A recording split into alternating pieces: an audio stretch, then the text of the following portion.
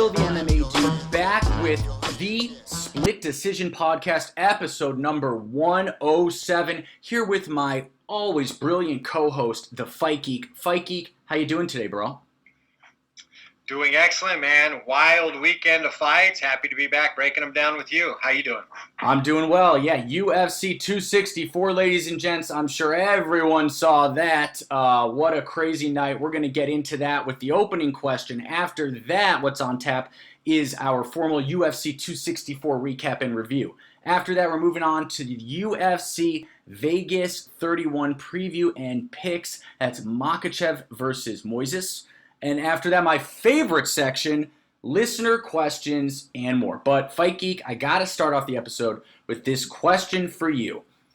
UFC 264's main event ended, obviously, in controversial fashion with McGregor devastatingly breaking his leg.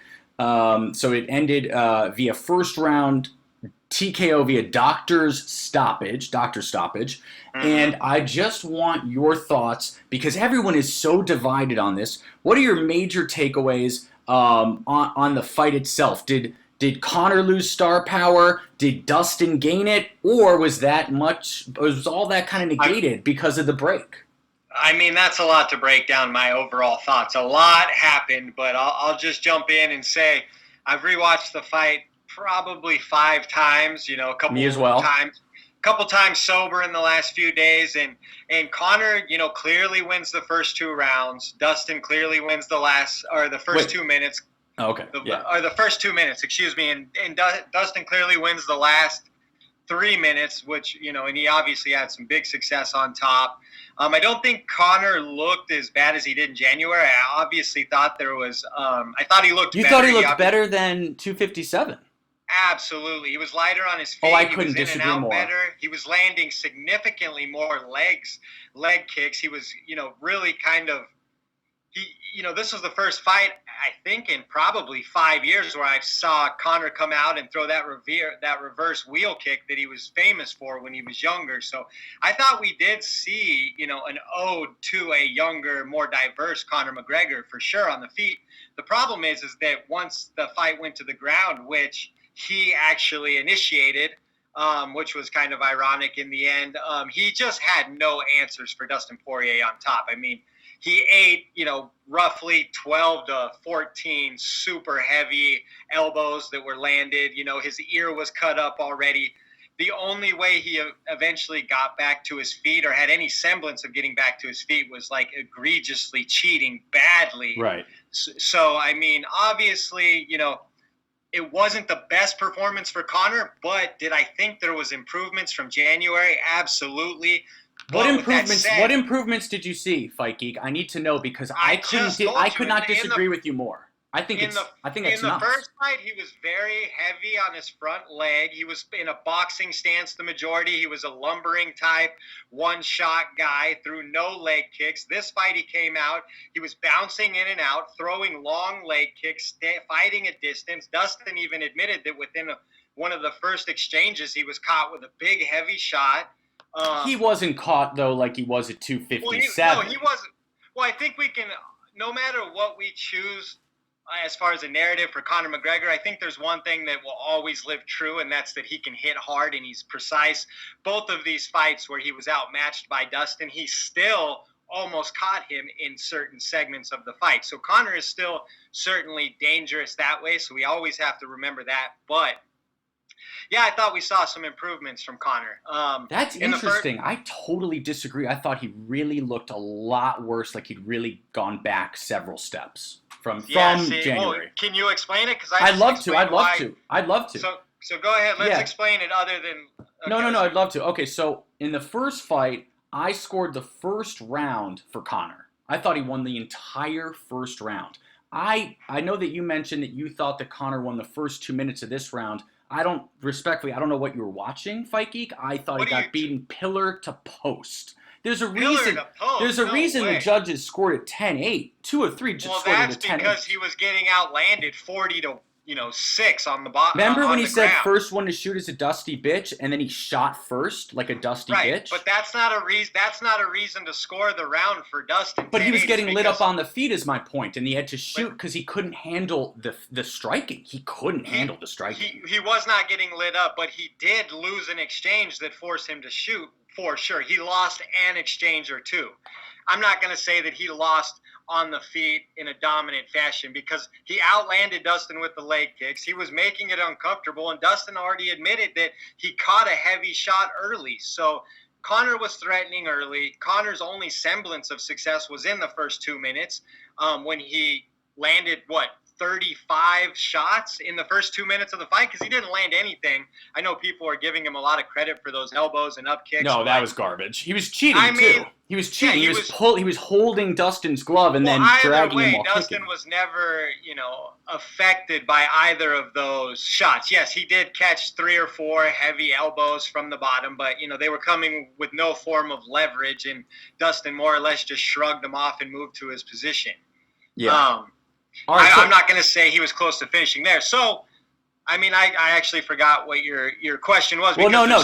Tell me why Conor looked better in the third fight as opposed to the second. Because I just defended my response by saying Conor won a round and then got finished in the second in 257. Well, you're doing MMA math That's not MMA math. What do you mean? Yeah, it is. You're trying to gauge one round against another round, and that's not the case. Well, in one fight, Conor won the first round, and then in the other fight, Conor got finished in the first round. You see the difference? Yes, I do see this difference, but Conor didn't technically get finished in the first round. It was doctor stoppage. So let's remember that. Conor Yes, he could have definitely continued with his leg 90-degree angle. Is that he didn't necessarily, lose in the I don't know. It's a tough argument to make there. I'm not sticking up for Conor's performance. I'm just saying to come out and, just blindly say that he looked horrible just wouldn't necessarily be correct because he didn't look horrible early. He was implementing his leg kicks much better than he did in the last fight. How did that what happened with the leg kicks? How did that end up going? Well, he was actually, that was probably they got checked and he broke his leg. That is true, but that was probably his most effective portion of either fight combined at this point, other than his, a couple, heavy shots.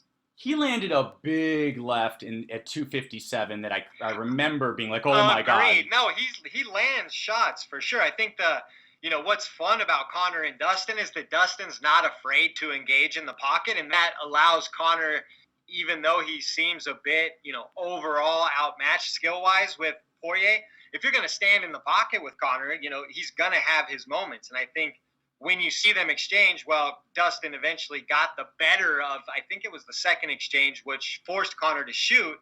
Conor did have some striking success in that fight. And maybe I'm just not giving him enough credit in January because all I can picture is him getting stopped and having so much trouble with the leg kicks.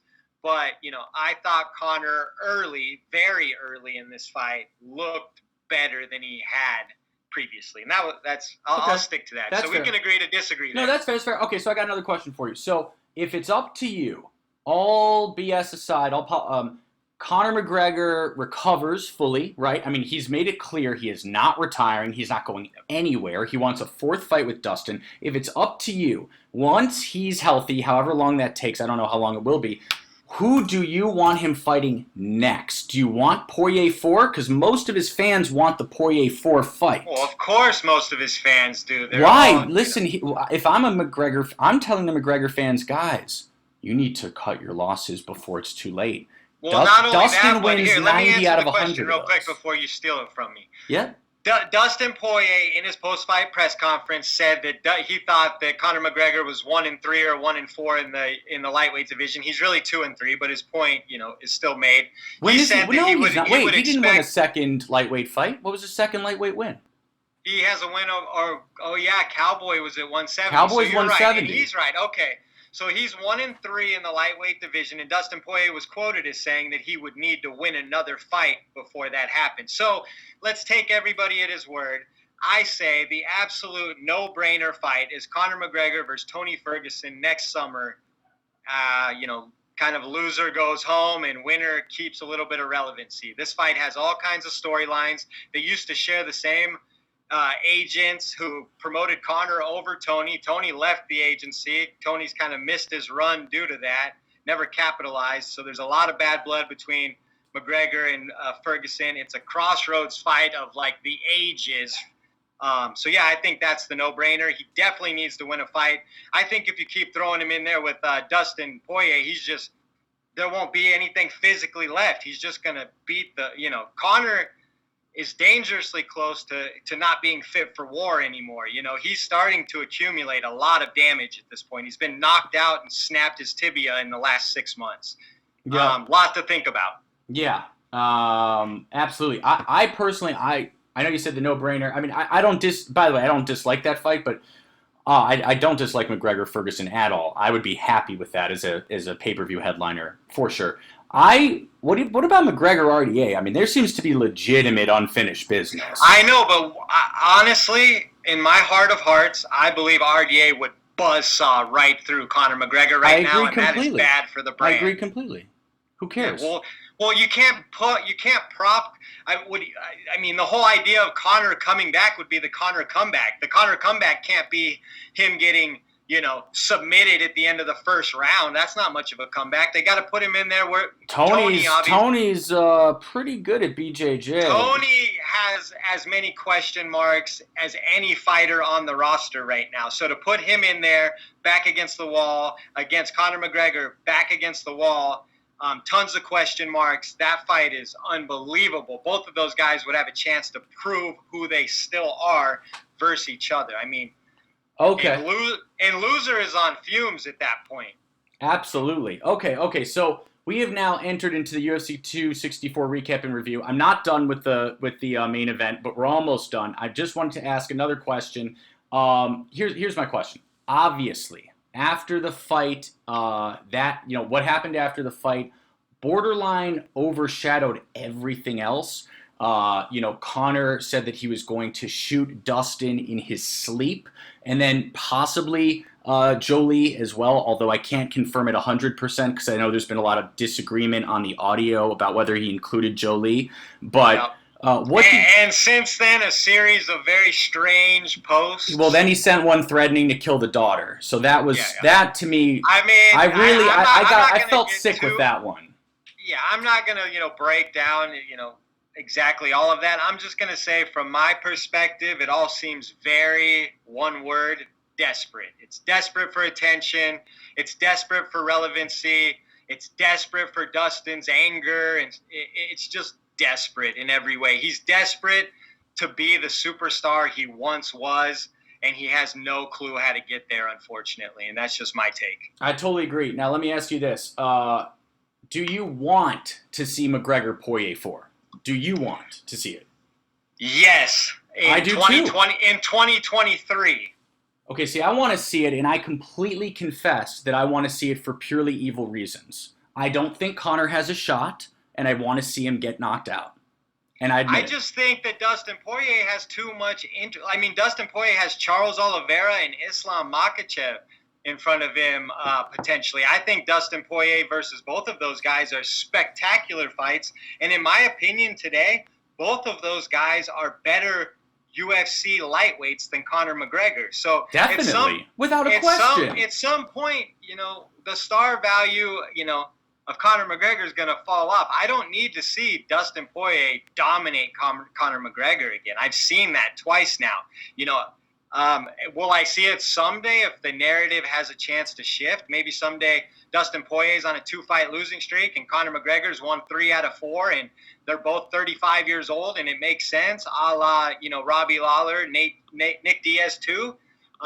There's a segue for you. Yeah. But, I'll take it, but I don't need to see it in another 9 months or 12 months. I need to see Conor McGregor, even if you throw him in there with an Ally Quinta or someone who has a fun personality that he can look good against, we're really brushing over the fact that Conor is hasn't won a fight or has won 1 fight in 5 years. And at this point, Dustin Poirier's career is going in a different direction and different trajectory than Conor McGregor. Let him go and see if they circle back around someday. That's kind of where I'm at. Yeah, absolutely. Okay, and so with that, are we ready to move on to the co-main event? I think so. Okay, all right. So we had Gilbert Burns win a unanimous decision against Stephen Wonderboy Thompson. I thought that Burns fought the perfect fight. I know that people booed him.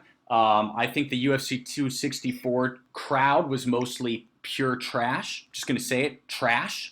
I thought they booed Poirier. Hey! Some of our listeners were in that crowd. Well, why'd you guys boo Poirier after he knocked McGregor out? Why'd you boo Gilbert Burns? He's one of the nicest guys. Like, what's wrong with you people? Well, I don't know. After a night of drinking, if you weren't entertained and you paid, $500 for a ticket, you're allowed to boo, Phil. Gilbert's not a video game character. He has to worry about his family and his career. I appreciate Gilbert, but if you're trying to tell me that was some super interesting, no, it wasn't. Fight, but he fought exactly the way he had to win. 100%. As a high-level top 5 fight in the welterweight division, he did what he had to get that next fight, but don't think he earned a title shot with that performance at all. Okay, well, I just want to quickly and pettily remind everyone that you picked Wonderboy and I picked Burns, so I got it right, you got it wrong, even though he's a friend of the program and you're a traitor to him. That's okay.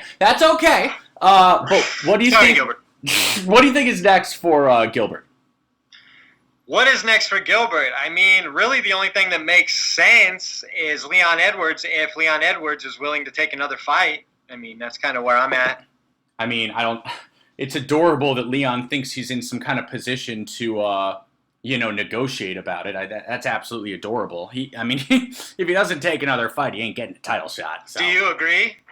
Yeah, I think that's a good take. I think that's all there really is at the top there, right? Yeah. But I'm curious. I'm just going to come out and say it. I think that Gilbert Burns and Leon Edwards are on two extremely different levels. I think it would be a very one-sided beatdown in favor of Burns. I mean, I think Wonderboy is better than Leon Edwards, for sure. For sure. I think Wonderboy is better in a different way. He's more technical, hard to figure out, but he's not as threatening. I do think that, obviously, Edwards has different elements he can mix in. But, yeah, I think Gilbert Burns would have a good stylistic matchup with Leon Edwards. A favorable one, let's put it that way. Yep, I agree. Really proud of Gilbert. Shout out to Gilbert Burns, friend of the show. And But what's next for Wonderboy, who takes a tough loss? Yeah. I don't think there's a path to the title for him right now. So you're really looking at a guy who is going to be in fun fights versus other big names. I know a guy who would love a fight versus him. Jorge Masvidal has always wanted that rematch versus Wonderboy Thompson. It's one that got away from him, so you could probably make that rematch. It's not one I love, but I don't like it because if Wonderboy gets knocked out by Masvidal, I'm going to vomit blood. Fair enough, but I mean, it's there. Yeah. Who else would you say is there for Wonderboy that's interesting? Someone like Yeah, no, I'm so hang on. I'm just looking at our little list right here. How about Max Griffin coming off a big win over Carlos Condit? I think that's way too nice. That's too nice to Max Griffin. Okay, he's not even ranked. I got the fight. Match Wonderboy up with the winner of Khamzat and the Leech. Yes. That's the fight. Yes. At that point, because I would favor Khamzat there. If he wins... by the way, just for the record, I don't. I think the Leech wins. Well, I think it's going to be a gritty, grueling fight. It's a great fight. It's a great fight. I love the matchmaking because whatever you think about the Leech, he's incredibly durable and tough, and he's not going to go in there and more than likely get starched early. They don't beat him more. They don't make him more gritty than the Leech. Exactly. So I love that, and for Chimaev to get past that test, it'd be a perfect opportunity to prop him up versus a big aging name like Wonderboy. So I think that actually is the fight. Yeah, I hate agreeing with you, but even a broken clock is right twice a day, as they say. So, I'll take it. Okay. All right, are we ready to move on? Yes, let's move on to Tai Tuivasa, who I called as the winner, knocking out Greg Hardy and giving the fans what they wanted. What'd you think of this? I thought it was one of the most satisfying knockouts I've ever seen. And I know that sounds hyperbolic, but I mean, I thought it was one of the most satisfying knockouts I've ever seen. I agree, but what made it even better is that Hardy caught Tuivasa, had him on wobbly legs, and Tuivasa bit down on his mouthpiece and went to war. And the inexperience of Greg Hardy allowed him to walk into a huge left hand, and it was just brutality at its heavyweight finest. It was everything we were hoping for. Big win for Tui. I mean, this was the first time he really kind of seemed to get that rub from the crowd with the This is his biggest win, without a shadow of a doubt. 100%, and I think this really catapults him into a name fight next. Don't know who it is, but yeah, I mean, and it's not like a big qualifying win. It's not like Greg Hardy's a top 10 heavyweight, but it is a high-profile knockout. So yeah, and I want your thoughts on. So I've got a lot of thoughts on Tai. I want your thoughts on this real quick. So I love Tai Tuivasa. That's the truth. I just love him. I think he is such a showman. I think agreed. He has got he's just oozing charisma. You know, Tai Tuivasa could be 15-12 when he's 36 years old, and I'm still going to be rooting for him to do shoeys and knock guys out. Right. You know, he does a shoey, you know, on the cage after from a random, you know, fan shoe. He did this. Did you hear his reaction? The dance. Did you hear his reaction to Greg Hardy saying he had some of the best boxing in the UFC? It was hilarious. What'd he say? Well, I think he said I don't remember the exact line, but he's like, what is he watching? I think, what'd he say?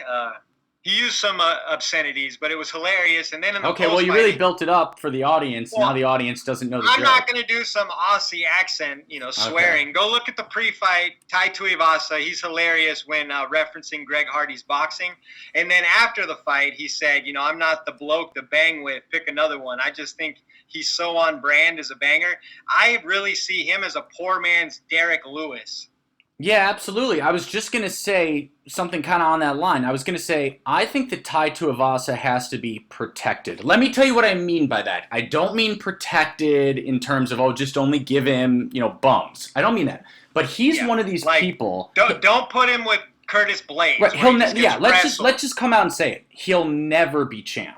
Never, ever, right? No, I don't think so. But he's a guy who he's over good time, could be a knockout artist. No, that's what I'm saying. He's so good for the UFC. He's so popular. He's so fun that he needs to be. The matchmakers need to just be a little extra careful with him because he's so marketable and he's just a lot of fun. But he'll never be champ, and I think it would be a huge mistake to let him go anytime soon because he's just too charismatic. He's too much fun. Let him go. He's like 14-3 or 15-4. Unless I'm anywhere. Fight Geek, unless I'm crazy, he got cut, then went to AKA, and DC talked Dana into rehiring him.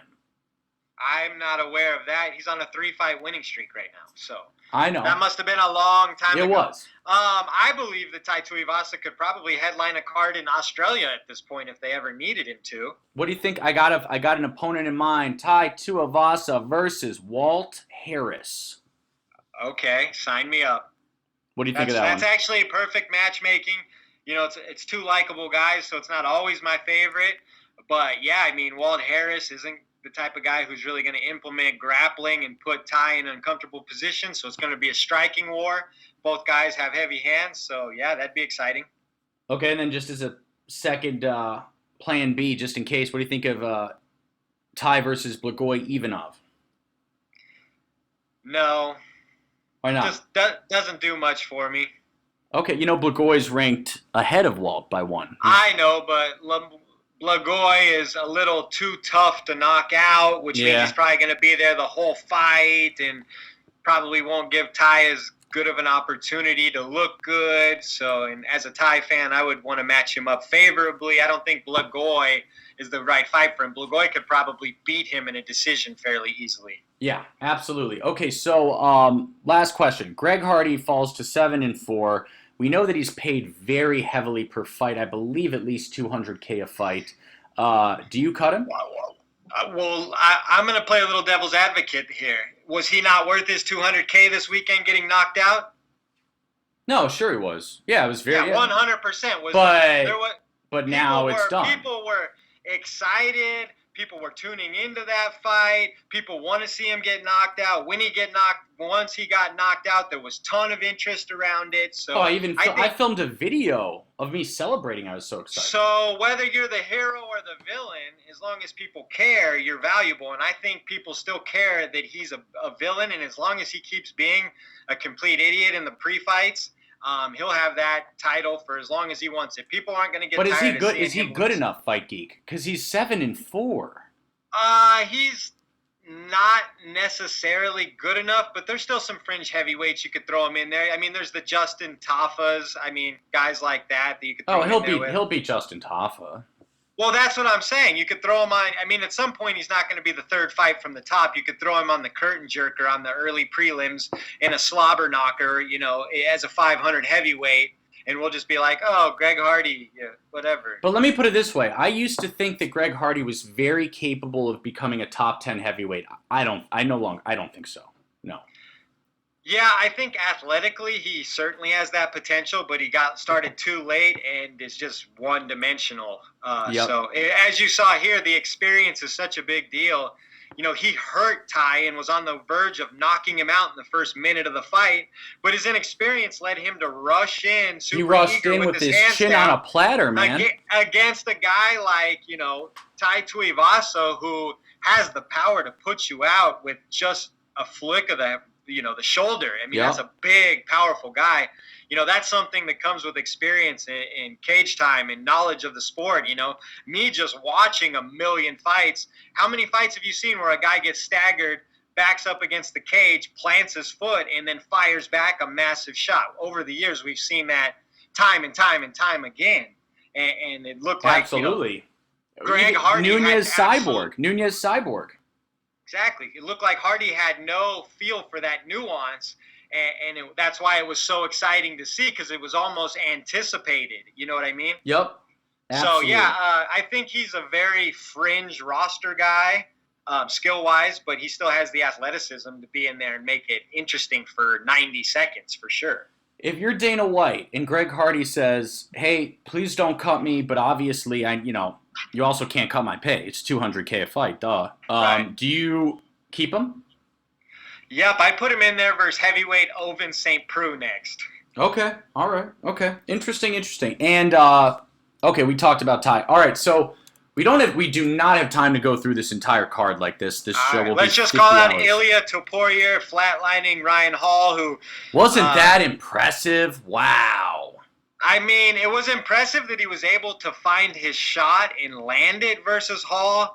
But, I know Hall's kind of like this tricky hipster type MMA fighter, but it is really just a tough sell to be interested in watching him do that for 2-3 minutes. Absolutely, but the truth is he fell to 8-2 with this loss. He'd only lost one time before, so I was impressed by Ilya's. Well, I understand that, but he was he submitted the corpse of BJ Penn and some guys along that line. I mean, once he gets up to the top 25 guys in the world in the UFC at his weight class, which he's been begging to get, didn't look good at all. Didn't see him threatened in any way, and then even came out and used his hand as somewhat of an excuse, it seemed like. Yeah. Broke my hand in the first exchange of the fight. It's like, okay, well, you weren't planning on knocking him out anyways. So. Bro, I'm not even kidding. I watched that.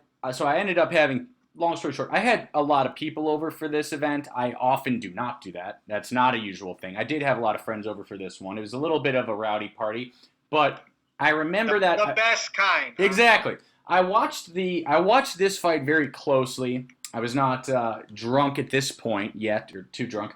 And I just want Ryan to answer one question. Ryan, when did you throw the punch that broke your hand? Because I remember a lot of lame leg kicks and a lot of diving into Imanari rolls. I'd love to know when you threw the punch that broke your hand. Well, my question also is like, if he's fighting a guy who's, powerfully built like Topuria, who's able to pull out of those tricky rolls that he tries to grab, what path to victory does he possibly have? I know he threw a couple, reverse kicks and that, which are fun. He's got those reverse like karate stance kicks. Yeah, he's very tricky. I don't see him knocking someone out. I mean, again, the guys he's beaten here are the corpse of Gray Maynard and BJ Penn. So it's not like he has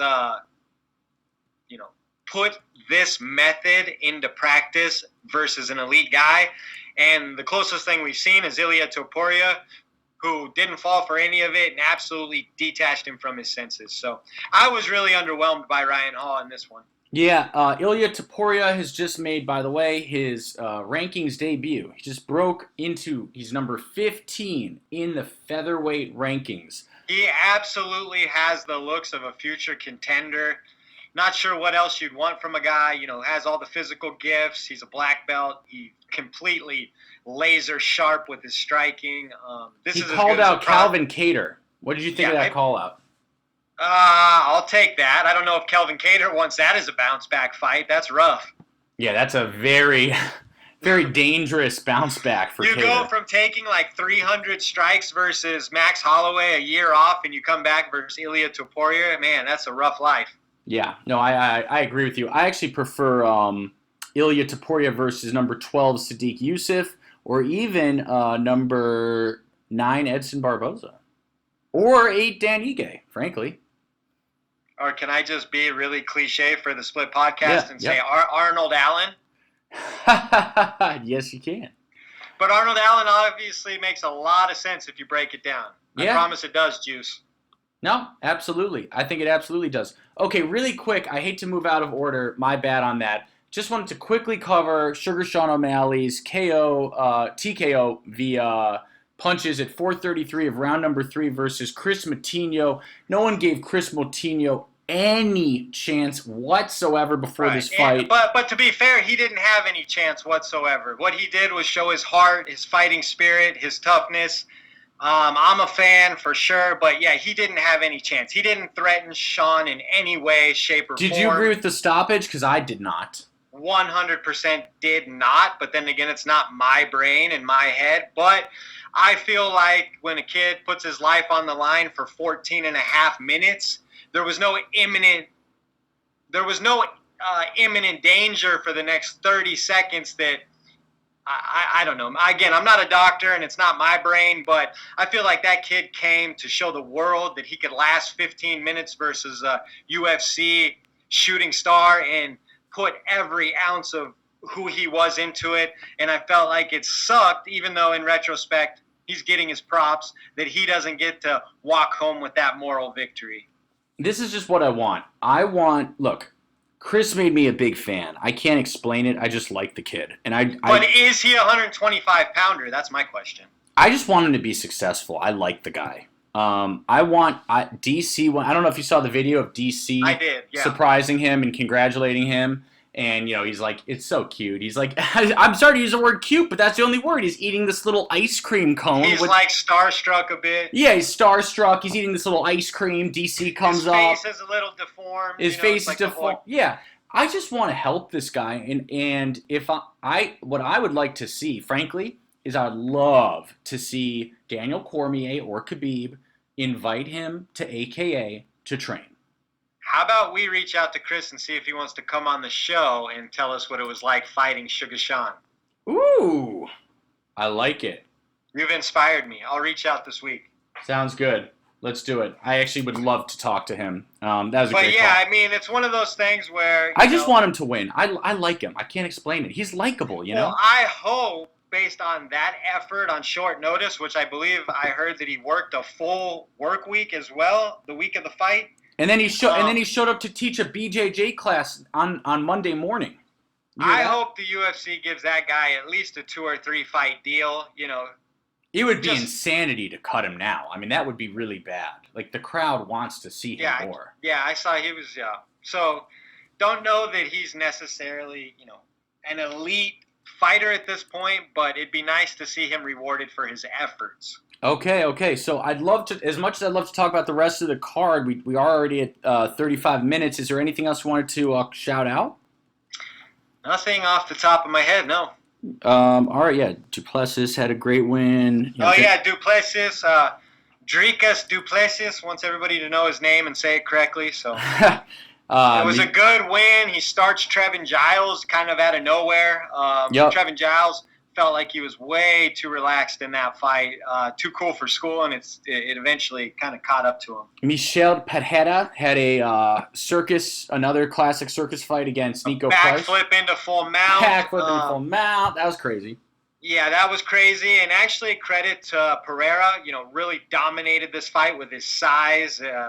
Nico really, as game and as wild and as unpredictable as Nico is, he was never really able to threaten.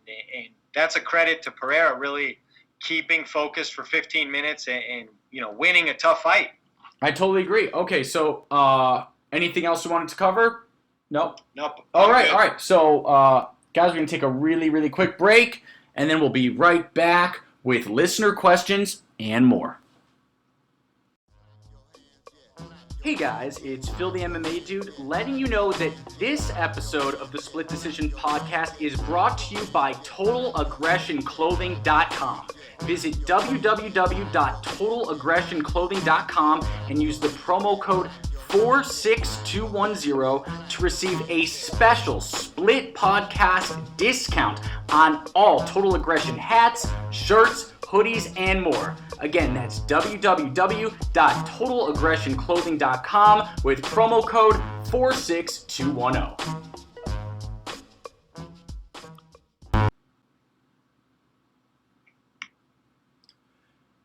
Hey guys, it's Phil the MMA Dude back with the Split Decision Podcast, episode number 107. And before we get into listener questions, I did just realize that I failed to go through the UFC Vegas 31 preview and picks. So, oh yeah, you're right. We're going to do that first. Hey, we're switching it up. We're keeping people on their toes. Okay. All right. So, UFC Vegas 31, Makhachev versus Moises. Is that how you say it? Moises. Excuse me. Yeah, I should have known that. Excuse me. Moises.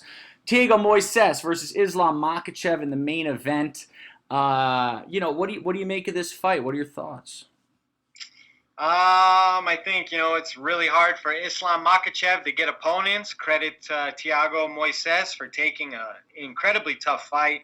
I think this is one of those fights where Moises is taking a jump up in competition to make his name for himself, and Islam is taking this fight just because nobody else will fight him, more or less. So taking Islam via unanimous decision here, just think he'll be too dominant in the grappling. His physicality, his cardio, he's just looked great.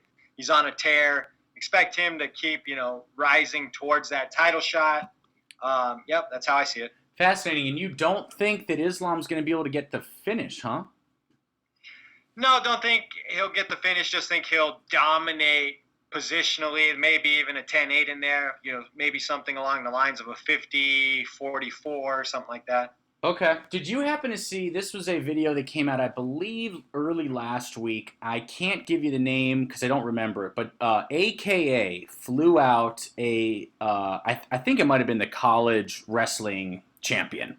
And anyways, he went there and he just trained for a week, and he rolled / hard sparred, just hard rolling with Islam and Khabib. And the video that I saw was right after he had rolled with Khabib, and he could barely speak. He was so exhausted, but what he kept saying very clearly was, "You are so much better than Islam." And Khabib looked a little annoyed by it, but I thought it was interesting. The American wrestling champ was very clear with Khabib that Khabib was far better. He was clearly very impressed, by the way, with Khabib. But he kept saying, "You're so much better than Islam." Well, that seemed, like a really unprofessional thing to say whenever you've been brought in as some type of sparring partner. So that dude's a douchebag if he was saying that kind of thing. I don't think he meant it.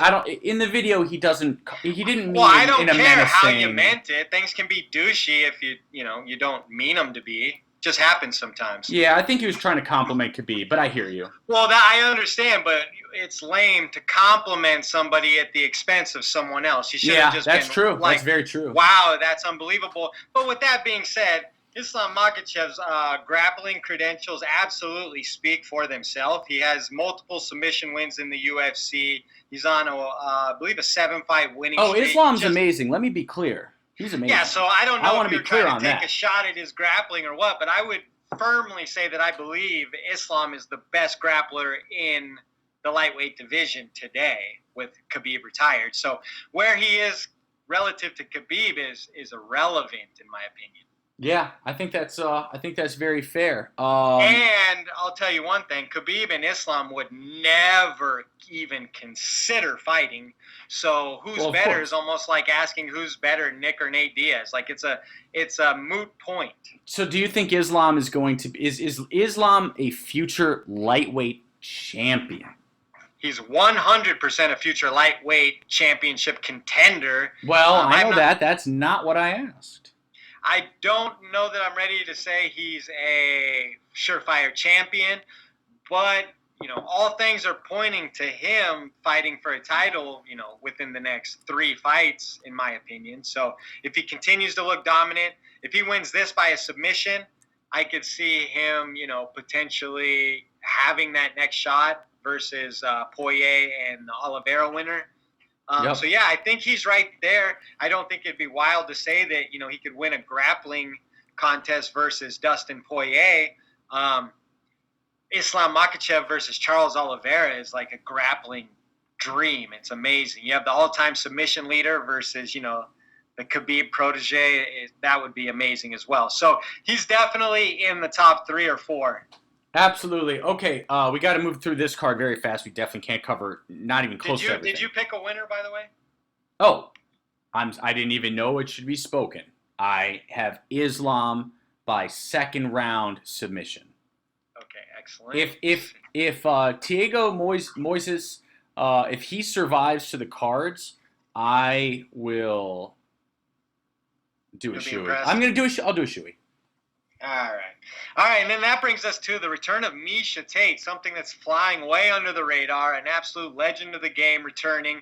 This is almost as big as, Nick Diaz returning in its own right, but not really.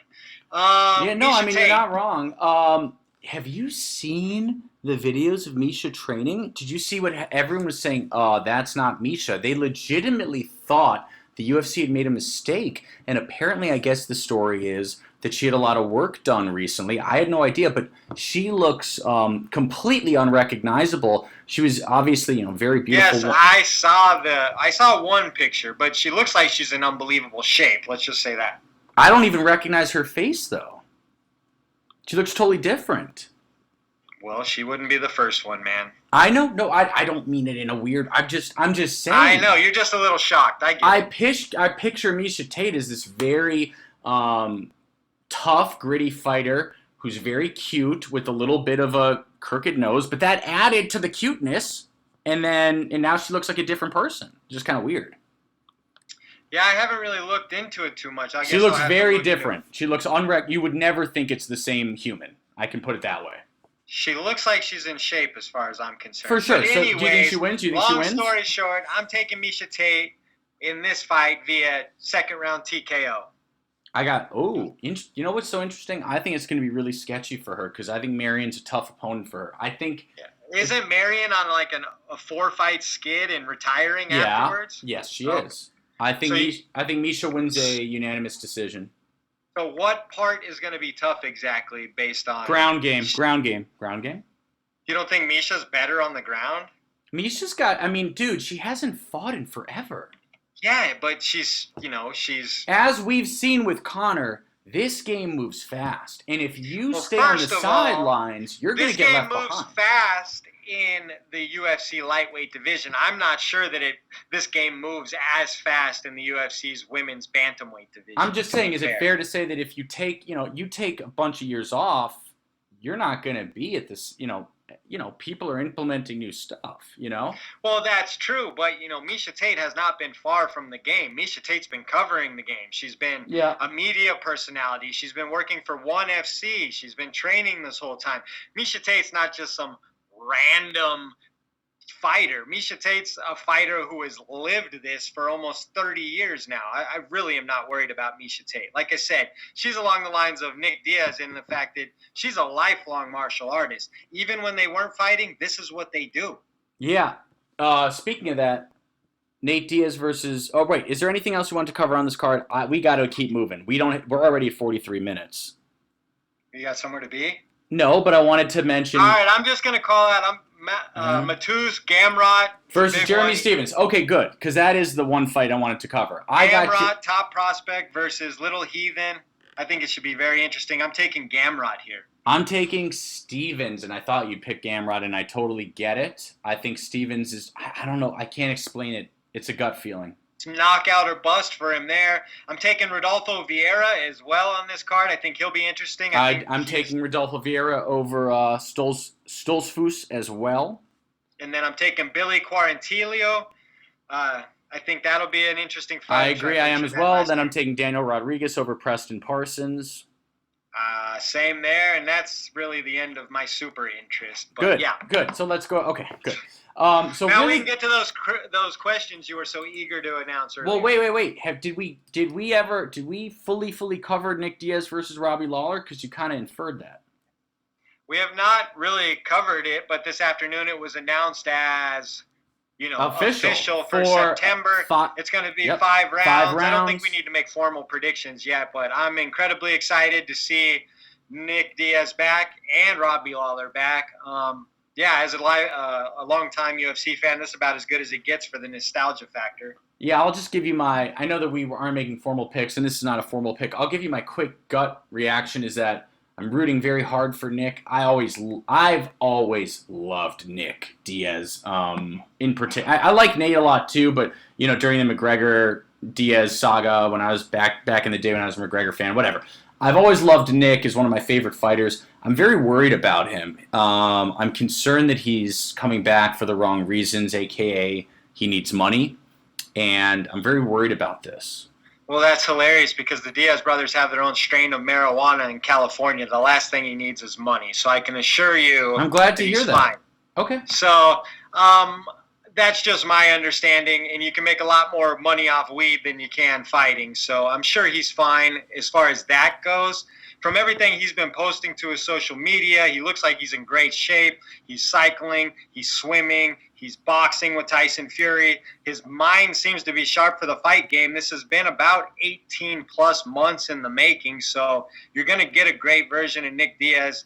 I know what you're inferring to. Obviously, there's always kind of the CTE worries and that kind of thing. Well, he's been out. I mean, dude, he hasn't fought for 10 years. That's fine, but Nick Diaz is the kind of guy who fights every day in practice. So I don't know that it's... Well, has he been? I would imagine for the last 18 months when he's bringing guys like Tyson Fury, to cross-train with, that he's mixing it up pretty rough. His brother just had a fight. Well, he is, planning a comeback, so I'm sure Nick was heavily involved in the training. I highly doubt that Nick and Tyson hard sparred. I wouldn't say hard sparred, but I would say a lot harder than, me and you would spar. That's still the heavyweight champion of the world you're tossing shots back and forth with. My point being, it's serious sparring. Hey, listeners, if you want to see me and Fight Geek fight on pay-per-view, let us know. Because if it makes dollars, it makes sense. But we got to do it by next month's rent.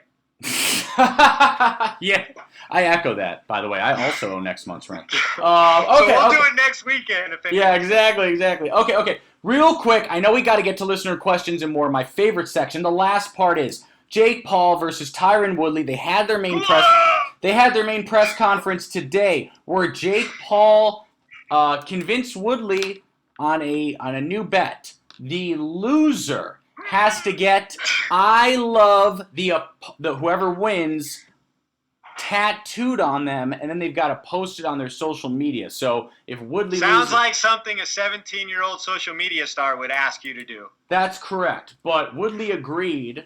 What do you see? I have a job. I'm not able to tune into the Paul press conference. My bad. That's some kind of shot at me. Also, No, I'm working. just in anyone who watched that press conference I did not. in general. I didn't say I watched it. Imagine watching a Woodley-Paul press conference on a Tuesday midday. Imagine that's where you're like. We may have some listeners who did. We may have some listeners who did see it, bro. Careful. Sorry, guys. I'm just messing. If that's your thing, more power to you. Okay, but yeah, I mean, I agree. It's stupid. Let's be honest. No, exactly. That is the word. It's just stupid, and I will absolutely pay it no mind until the night of, when I'll be praying that Tyron Woodley restores order in the universe. That's about my thoughts on it. Yeah, no, absolutely. Okay, so we're now finally ready for my favorite section of all, and that is, guys, if you don't like loud sounds, turn the volume down for half a second. You've got a warning.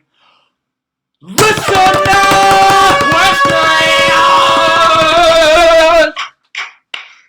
Wow, coming in real aggressive. I gave a warning. I gave a warning on the volume.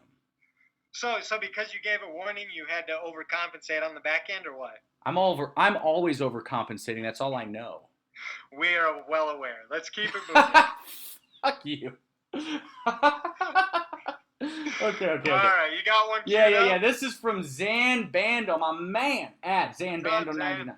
Yeah, he says, welcome back. I hope you enjoyed the fights last weekend, guys. I've got 2 questions. 1, will Poirier Oliveira take place at MSG, or will Vegas host the fight? 2, if you could choose one city to go to attend an MMA fight, any promotion, what would it be? #AskSplitPod. So start us off, Fight Geek. Yeah, I could honestly see Poirier versus Oliveira, on a super card in Raiders Allegiant Stadium later this year. That definitely makes sense. I don't know why they would wait for, John or, Izzy or Connor for that, because that stadium needs to be booked and those events need to start happening. So I could definitely see that happening. And with that said, Vegas is the fight capital of the world. It may be, a boring answer, but if I could see a fight anywhere, it would be, Vegas, and it would be in the Death Star for one of these upcoming super fights that they're, been rumored to have there. Yeah, and I completely agree with you. Zan, I think it's very unlikely it'll be at MSG just because, first of all, New York has, as popular as it is and as sexy as it is for, UFC events to come to New York, there's been a bunch of problems. New York kind of, I think Dana's probably still mad about what happened with 249. I'm not even trying to go there at all, politics-wise, but, I just think there's a lot of tension between Dana and New York's State Athletic Commission right now. I think it's very unlikely it'd be in New York. I anticipate Vegas. Yep. Yeah. And then if you could choose one city to go to attend an MMA fight, which one would it be? I mean, honestly, something that really interests me that I probably won't ever have the opportunity to do is, go to Thailand and to the Muay Thai fights, and I believe it's Ooh, that's a damn good answer. Damn it. Yeah, so if I could go see anything, it would be to go to the traditional Thai stadiums and watch the Thai kickboxers that fight over in Thailand. My ex-girlfriend of like 2.5 years was Thai, right? I didn't know that, but that's a bonus. Okay, maybe that's TMI how for the podcast. How was her Thai clinch? Yeah. No, I would love to go to Thailand. On a serious, I would love to go to Thailand. That's actually the best answer, and I echo that answer as number one choice. But I had a second idea in mind. My second choice would be Abu Dhabi, assuming, of course, that I could walk around. I've never been to the Middle East. I find the Middle East fascinating, but I've never been there, and I would love to. But do you find the Middle East relaxing? Who knows? An ideal fight weekend is a relaxing environment. I don't know. I mean, to be honest with you, man, from what I've seen from, for example, like 242 and 257 in Abu Dhabi, it seems like the Abu Dhabi government puts on a damn good show. No, I'm not refuting that, but I do, and I don't know how the regulations are over there with COVID now, but remember a lot of the fighters saying that they were stuck in their room for extended periods of time and hated. Oh, they have extremely, extremely strict COVID protocol. Yeah, for sure. Yeah, for sure. So, all right, well, good answer. You got another one? let me get always. Do you guys see how Fight Geek's always putting me on the? He's just always he never has a question. It's just my job. Feed me. All right, I got Okay, one. no, for I you got right one. here. Okay, this is from Mace. What up? At Mason JHNSN of the Sky. He says, "What would y'all do, if anything, to fix the judging? It seems like almost every card there's a scorecard that makes no sense. Also, can y'all break down how you think a fight between Poirier and Covington at 170 goes down? P.S. Love that show, guys. Love the show, guys." Thanks, Mace. Appreciate it. Yeah, Man. thank you, Mace. It really, judging is such a crapshoot. First of all, I think you just punt if there's a horrible decision from a judge, like a really truly horrible one, which there have been. What you do is you make a note and you don't let them come back. right, but that's not on the UFC. I think there's still a big misconception that the UFC is the one hiring the judges. That is by the local state's athletic commission. So this is something that has to be fixed at the grassroots. This has to be people hired that want to be MMA judges, that understand MMA, and then there needs to be a secondary form of education as the game continues to evolve. For instance, like these people, I don't know anything about their credentials. First of all, I'm just They're throwing that out there. they're in short, they're mostly boxing judges. But why wouldn't these people, the Monday of a fight week, get, a video package that's broke down? It's a 30-minute package. It shows Because they're paid $400. That's right. why. Well, agreed. But I'm talking about what could we do? I'm talking about getting them the information up front, telling them what to look for. For instance, Conor McGregor's notorious for grabbing the fence. Yep. There should be And he did it again. things to look for. There should be a clear outlining. So this week they should have, gotten in and said the leg kicks are the evolution in MMA right now. People are using leg kicks to nullify the movement and ability of other fighters. So be looking to judge these leg kicks and the damage they're inflicting, on this upcoming card. This is a point of emphasis. Forward movement is scored. Defense of the takedown. These people need to be reminded. They need a video package of what a scoring sequence looks like on a defensive takedown or on a, in between when two guys are throwing punches back and forth. Stop the video. Show them. This is the fighter who is scoring right now in this exchange. This fighter's moving backwards. This fighter is advancing. I just think there's a lot of the game that the people who are scoring it have no clue about. And I think until that's fixed, it's going to be like that. Yeah, I think that's very fair. And then second question, he says, can y'all break down how you think Poirier versus Covington at 170 goes? And that's, I think, related to the fact that Covington keeps calling Dustin out, which is an interesting flex for the guy who's next in line for the welterweight title fight to keep insisting on fighting a smaller man. I would say Covington via split decision, 48-47, with Poirier winning on the feet, but Covington being big enough with enough cardio to keep him against the cage and to win some top control time. I think Colby wins. I think Colby wins that fight, and I hate. But I don't think it's a wash, and I don't think he stops Poirier. I think he wins situationally. Okay. Much like Gilbert Burns won this weekend with Wonderboy, which was situationally. The difference, of course, being that Colby is in a weight class above Dustin. Well, true, but Gilbert Burns is a 155er at heart. That's what he was. He's a little undersized for a 170 guy if you just look at his frame, his natural size. Yeah, I think that's very fair. Okay, so moving on to a question from, this is Little Dick Till at Let Me Live Bruh. She is so great. So guys, if you're not following her, just follow her. She's awesome. She's a huge Dustin fan, but she's great. She says, with Islam being on a 7-fight win streak and ranked 9th in the lightweight division, why do you guys think he isn't fighting someone in the top 10? Just like I said earlier, people don't want that fight. There's no path to victory in that fight. It's because people are scared. It's because they don't want it. Yeah, well, there's no upside. Again, we're talking about Islam's on a 7-fight win streak. He hasn't been ranked all that high before now, so guys who are above him certainly didn't want to fight back against him. So he's been having to take whoever he can get and throw together his streak.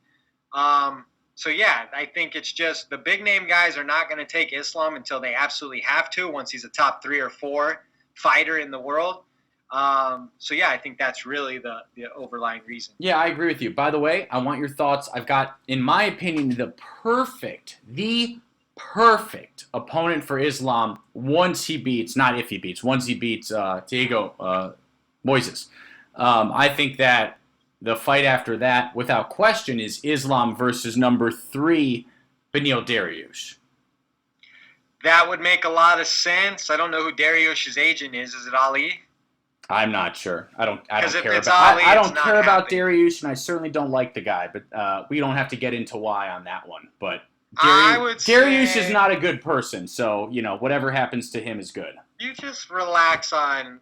Yeah. Good Dariush people can and get bad fucked. people. Let's go. Come on. Okay. What else you got? Well, wait. Did you answer it? Did you fully answer? Well, what do you? Why? Yeah, that's why I think he's not fighting in the top 10, because he's too dangerous for the top guys to risk. Do you agree with me that Beneil should fight Islam if Islam wins? No, I think Islam should fight Justin Gaethje if he wins. Ooh, But they have that's a friggin' fun one.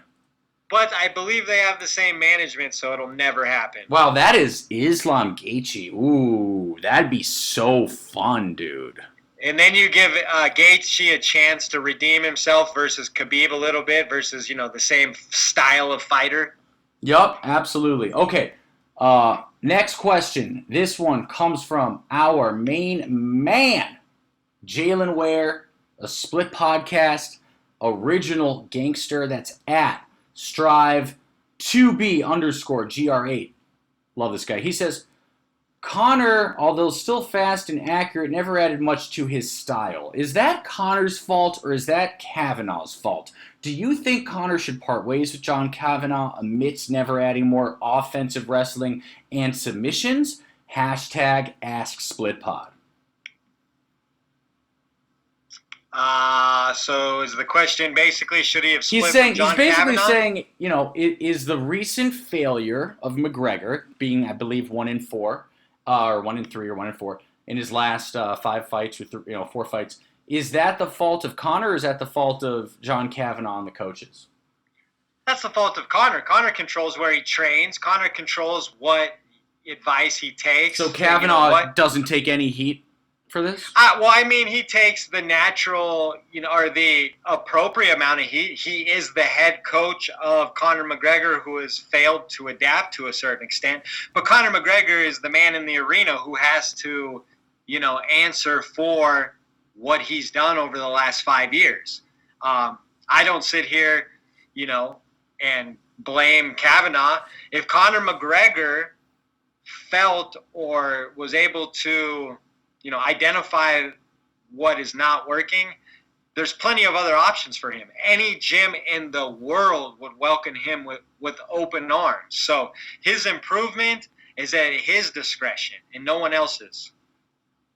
Yeah, I agree with you. I definitely think that Conor will absolutely not move gyms. I hear some people, talking about it like it's going to happen. There's no chance in hell. McGregor Conor is like a very prideful fighter. He's way too prideful. Yeah, exactly. And right now, let's just call it like we see it. Let's just call it like it is. He's surrounded by a bunch of frauds from Ireland who don't know what they're doing.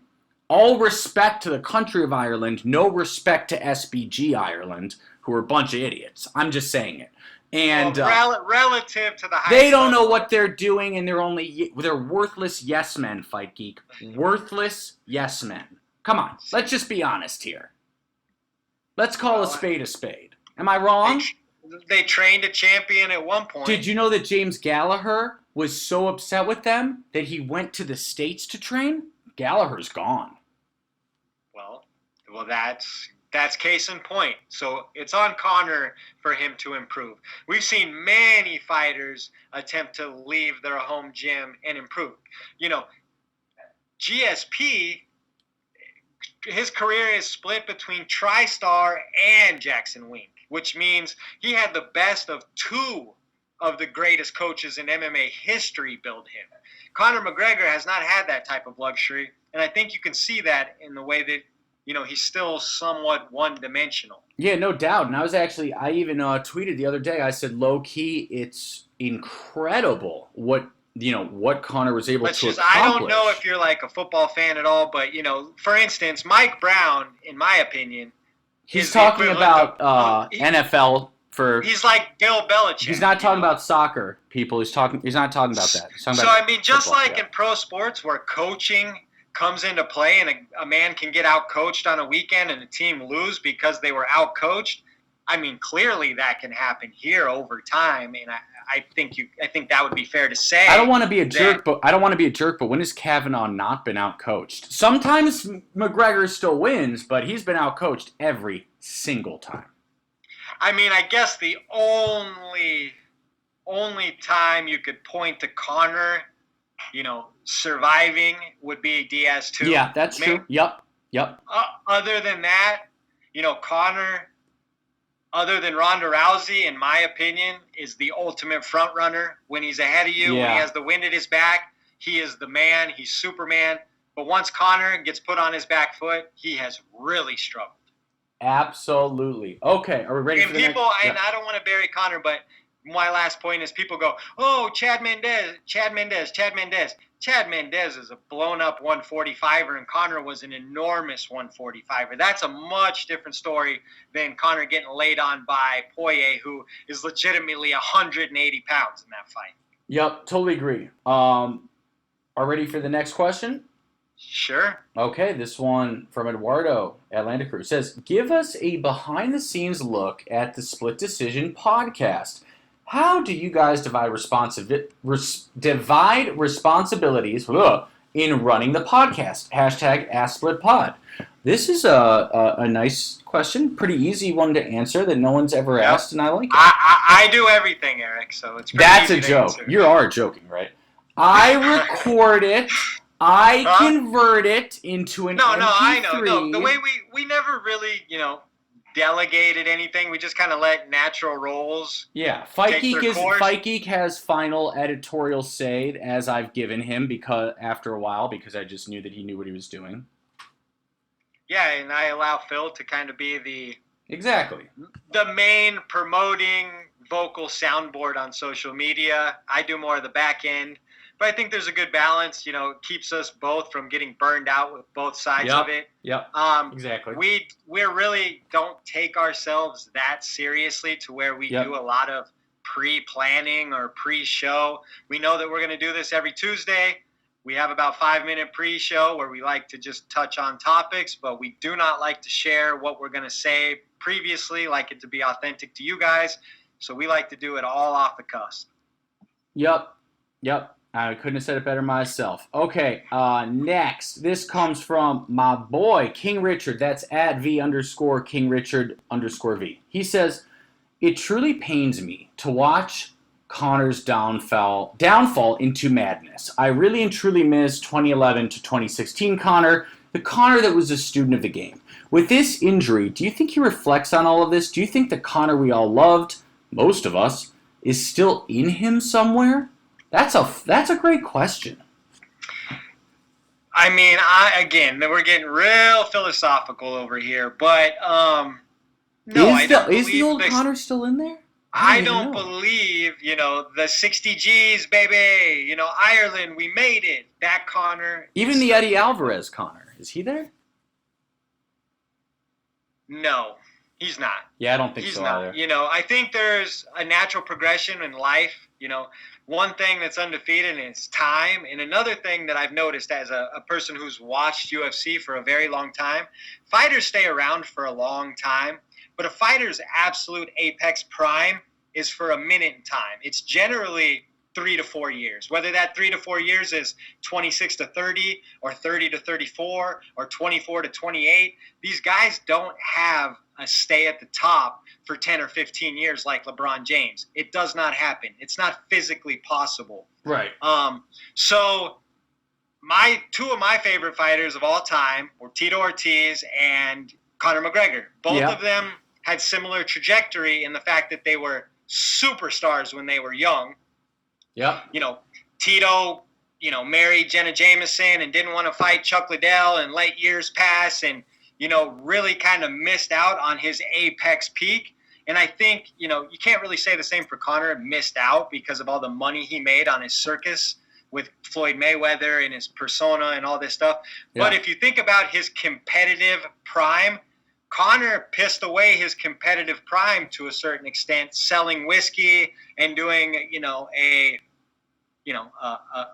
circus fight with Floyd Mayweather. We saw what he was going to be, but he never followed through on that path. So right. Yep. It's an incomplete story, and I do not think we will ever see, that version of Conor McGregor again, and that's okay. That version of Conor will live forever, just like, the version of Anderson Silva winning 12 or 13 in a row or 14 in a row will live forever in that moment in time. But that moment in time has passed, in my belief. Yeah, absolutely. Can't help but agree with you. Okay, so this next question comes from Eric Buchert. And that's at... Killed it. Yep, thought so. At ATANAK74. What's up, Eric? Thanks for the question. He says, if Conor returns to the octagon, what lightweight would you most want to see him fight? Also, at this point, do either of you think Conor can beat any of the top 10 lightweights without getting a first-round knockout? As always, looking forward to the next episode. Hashtag AskSplitPod. Eric, great question. Great question. Questions, really. Exactly. So, first of all, which lightweight from the top 10, Fight Geek, which lightweight or lightweights do you think Conor beats in the top 10? I'm gonna pull up the lightweights right now. Yeah, I mean, I can give you the quick rundown. It's Islam. Thing is, I've got it, but I don't want to just, Conor McGregor still possesses elite traits. It's not like he's a complete... Yes, he's still one of the most accurate strikers, and in both of these fights with Poirier, has buzzed Poirier early, which means he still has the potential. Yeah, he buzzed Poirier early in 257, no doubt. I don't know if he truly hurt him here. Poirier admitted that. Poirier's a very classy, good person. So the top 10, I would take Conor McGregor over Gregor Gillespie, Dan Hooker, and Tony Ferguson right now. You take him over Hooker, huh? You take him over Dan Hooker? No way. Yep. Dan Hooker's shown a propensity to get hit hard, and that's the one thing Conor McGregor still does very well. I think Conor's a much better athlete than Dan Hooker. He's still very explosive and fast, whereas Dan Hooker's a little more lengthy and wiry, doesn't possess that kind of fast twitch muscle. So, yeah, I could see Conor getting inside of Dan Hooker, landing something big. Dan Hooker's not going to submit Conor or push him into a grappling war. So that's going to be a stand-up fight where Conor's going to be real comfortable. Yeah, okay, that's fair. Now that you've explained it, you named Gregor Gillespie. I purposely kept him out because technically he's not top 10. He's a top 10 contender, but he's not in the top 10. He's 11. Okay, so, I mean, Gregor Gillespie and Kevin Lee are both the same kind of fighters to me. I look at someone like, Edson Barboza, who, struggled against Kevin Lee but had his moments. I think Kevin Lee would be in big trouble early versus Conor McGregor. You think Edson? Wait, you think Conor could take Edson with Edson's light kicks? I'm using MMA math. Kevin Lee versus Edson Barboza for Kevin Lee versus Conor McGregor. Okay. So I'm saying Edson was able to find Kevin Lee in some stretches, which means I think Conor could if he could stay up. But at this point, Conor really hasn't shown an ability to stay up or get up. So. Yep. I think Kevin Lee would have his opportunities. But to answer the question, I think Conor beats 3 of the top 10 right now. Okay, and who would you most like to see him fight next? I said Ferguson. Tony Ferguson. Yeah, and I frankly, I honestly agree. Actually, I'm going to throw a fourth in there. Conor McGregor could beat Beneil Dariush on a good night for sure.